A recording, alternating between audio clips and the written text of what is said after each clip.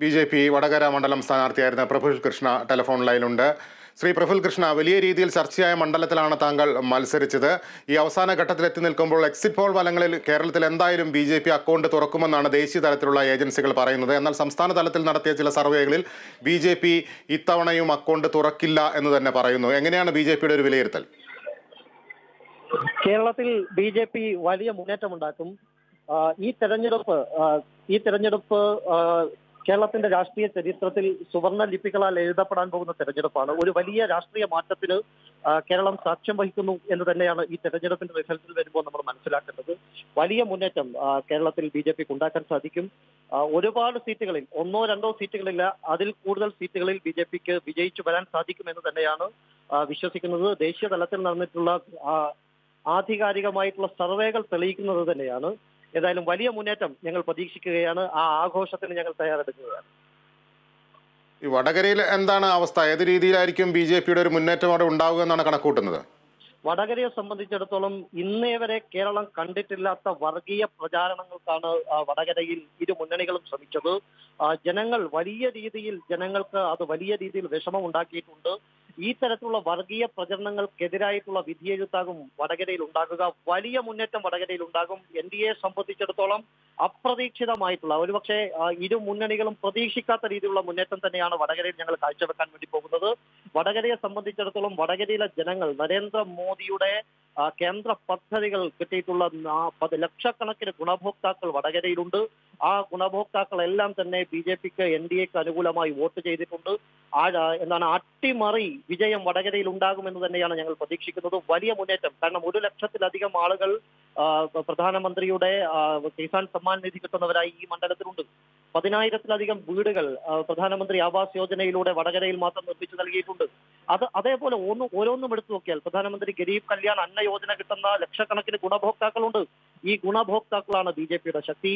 ആ ഗുണഭോക്താക്കൾ നരേന്ദ്രമോദിയിൽ വിശ്വാസം അർപ്പിക്കുന്നവരാണ്. ആ വോട്ടുകളെല്ലാം തന്നെ ബി.ജെ.പിക്ക് അനുകൂലമായിട്ട് വരും. വലിയ മുന്നേറ്റം, അട്ടിമറി വിജയം തന്നെ വടകരയിലും ഞങ്ങൾക്ക് സാധ്യമാകും. എന്തായാലും കേരളത്തെ സംബന്ധിച്ചിടത്തോളം ബി.ജെ.പിയുടെ തേരോട്ടമാണ് ഈ ഇലക്ഷൻ റിസൾട്ട് വരുമ്പോൾ നാളെ നമ്മൾ കാണാൻ വേണ്ടി പോകുന്നത്. ശ്രീ പ്രഫുൽ കൃഷ്ണ, അത് എന്തടിസ്ഥാനത്തിലാണ് താങ്കൾ അക്കാര്യത്തിൽ ഇത്രയും ആത്മവിശ്വാസം പ്രകടിപ്പിക്കുന്നത്? കാരണം ഉത്തരേന്ത്യയിലൊക്കെ ബി.ജെ.പി. രൂപപ്പെടുത്തിയ ഒരു അജണ്ട, പ്രത്യേകിച്ചും ഈ അയോധ്യയിലെ പ്രാണപ്രതിഷ്ഠയായാലും പൗരത്വ ഭേദഗതി നിയമമായാലും ഒക്കെ, അത് ഉൾക്കൊള്ളാൻ കേരളത്തിന്റെ മനസ്സുകൂടി പാകപ്പെട്ടിട്ടുണ്ടോ?